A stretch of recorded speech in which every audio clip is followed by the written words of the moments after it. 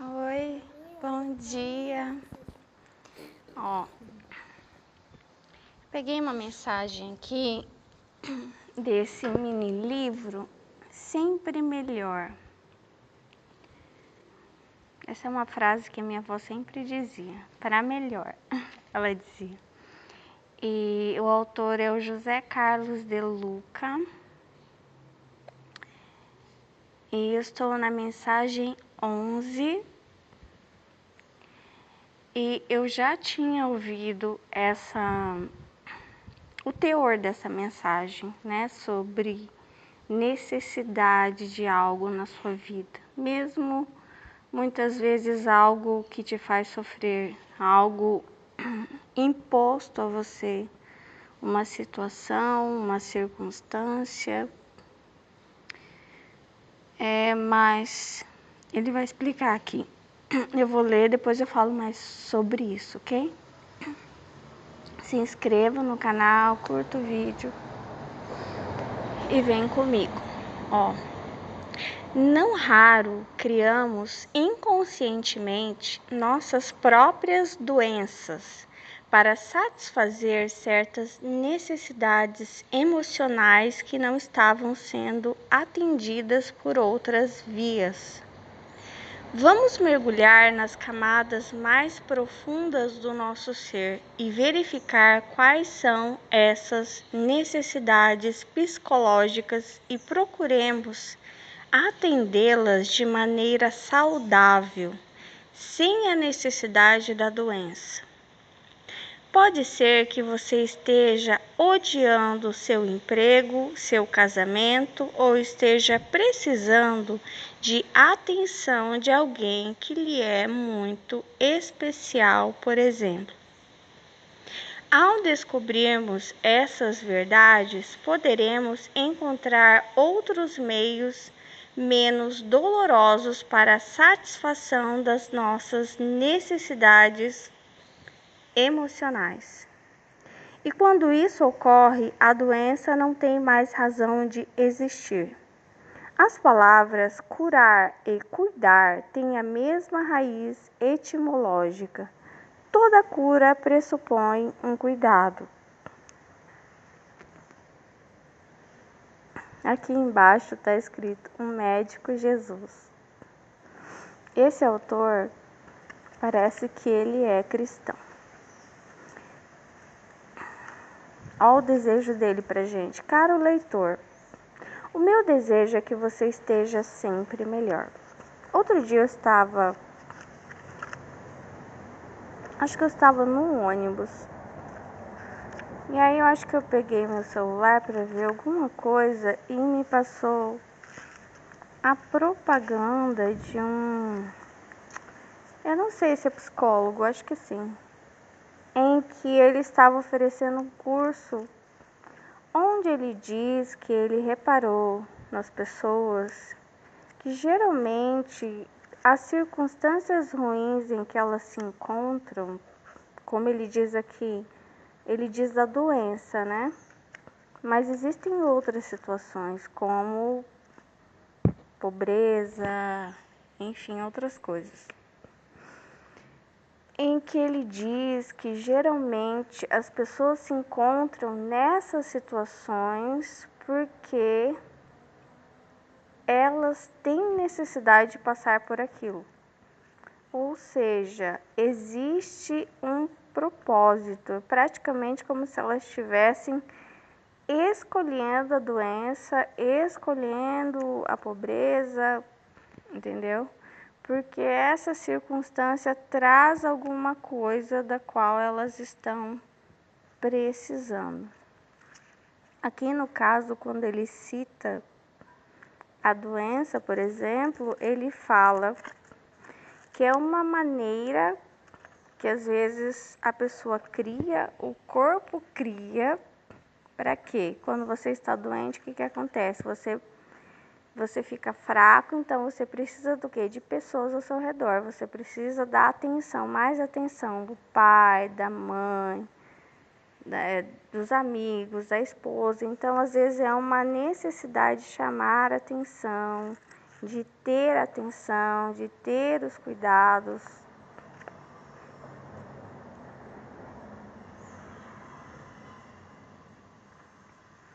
E às vezes é uma circunstância que o seu corpo cria, já que olha aqui, talvez você esteja odiando o seu emprego.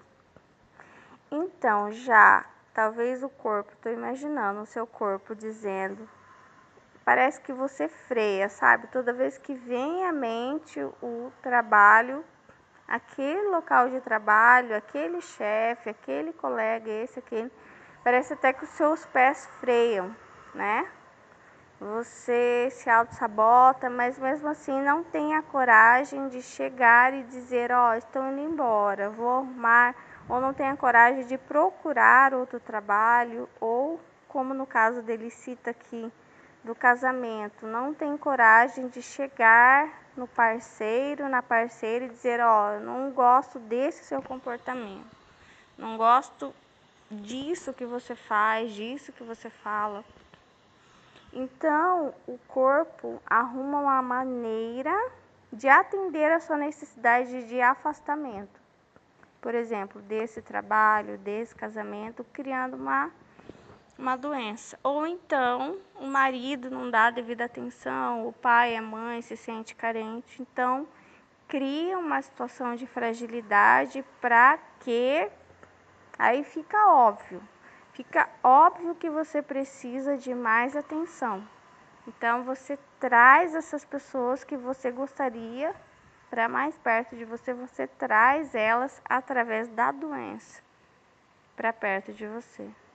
Para que você se sinta amado, você fica doente.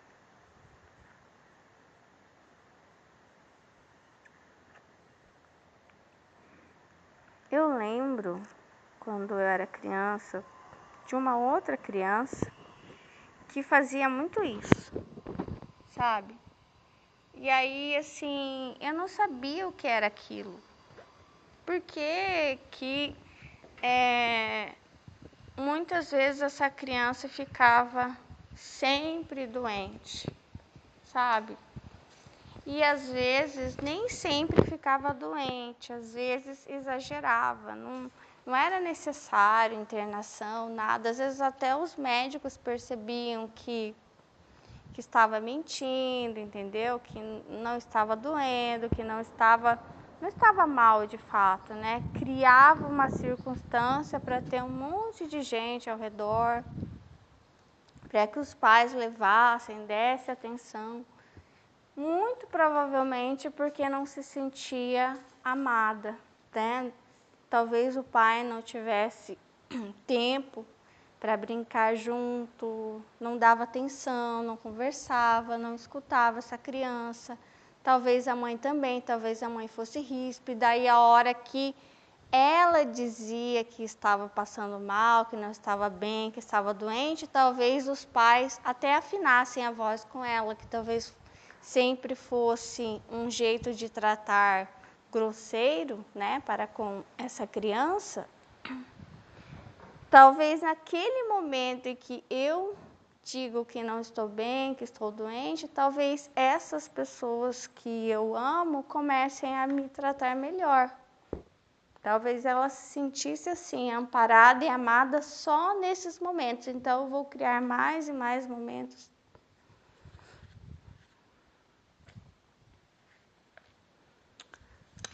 E aí, talvez a gente encontre mesmo, sabe, respostas de por que isso, por que aquilo. E talvez a vida acabe dando oportunidade, talvez da própria maneira que a gente reclama, mas é o que a resposta, né, que a vida conseguiu dar para nossa necessidade, para as nossas buscas, talvez também. É isso. Essa é a mensagem de hoje do Sempre Melhor.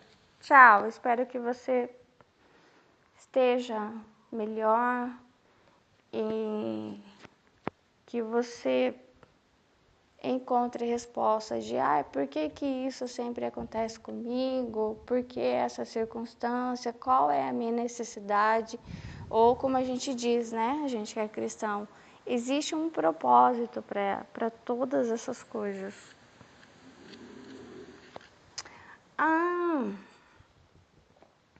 Eu vou juntar essa mensagem com uma outra aqui, que eu achei meio estranha, mas eu achei diferentona essa mensagem aqui, e eu nunca tinha reparado nisso. É uma reclamação, é praticamente uma reclamação com o próprio Deus, que ele diz aqui, quer ver? 1 Coríntios 4:9 é a mensagem devocional de hoje do Liderança, Inspiração para Cada Dia do Ano, do John C. Maxwell. 21 de março, servindo de exemplo, a liderança é apreendida mais que ensinada. Porque me parece que Deus nos colocou a nós, os apóstolos, em último lugar, como condenados à morte.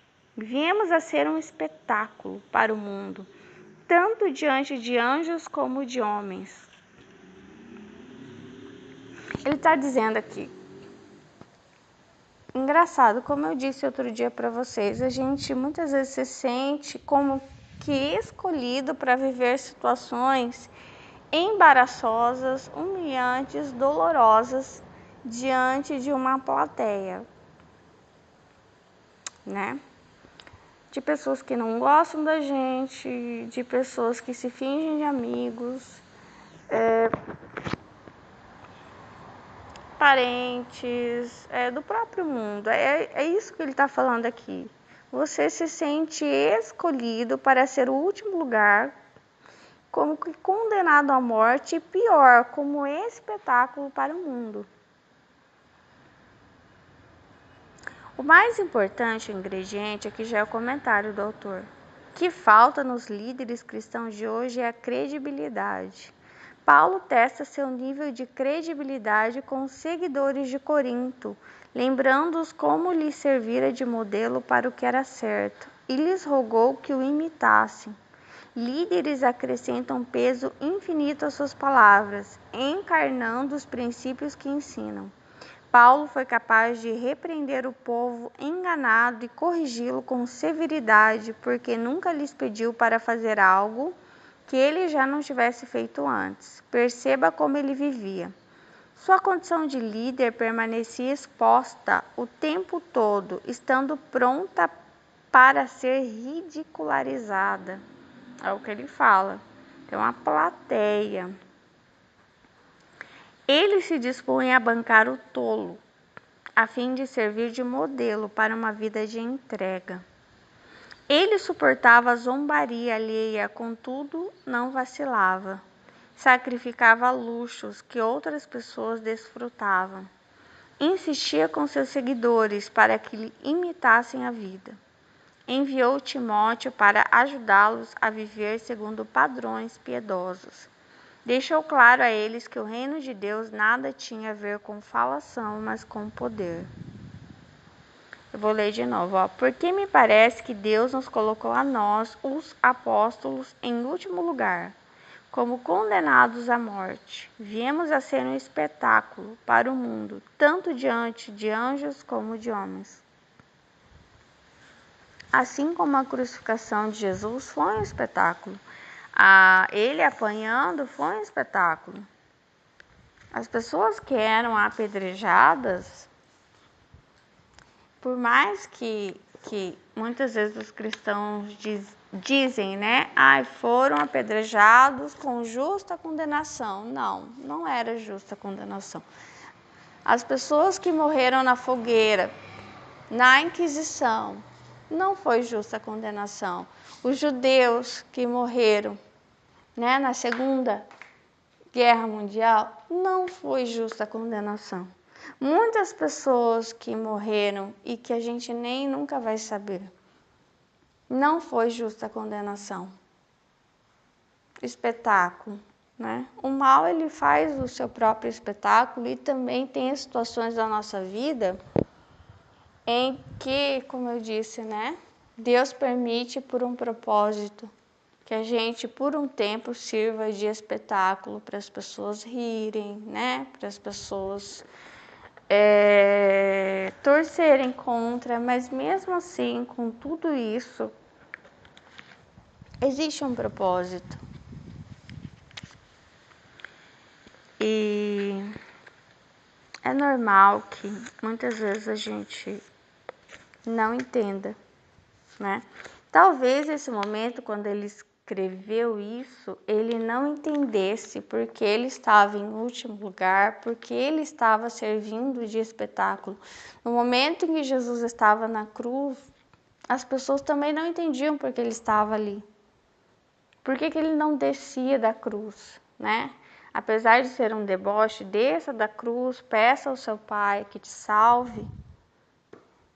Um pouco era, você fez aqueles milagres, né? Então, assim, em muitos momentos da nossa vida, assim como Deus não tirou Jesus da cruz, Ele também não vai tirar a gente. Mas em algum momento Ele vai fazer a ressuscitação, em algum momento Ele vai fazer de modo extraordinário, no momento certo, aquilo que Ele quer fazer, para que aí sim também, diante de todos, de modo espetacular, né? Para que todos saibam, crédulos e incrédulos, que Deus é conosco, que Deus é contigo.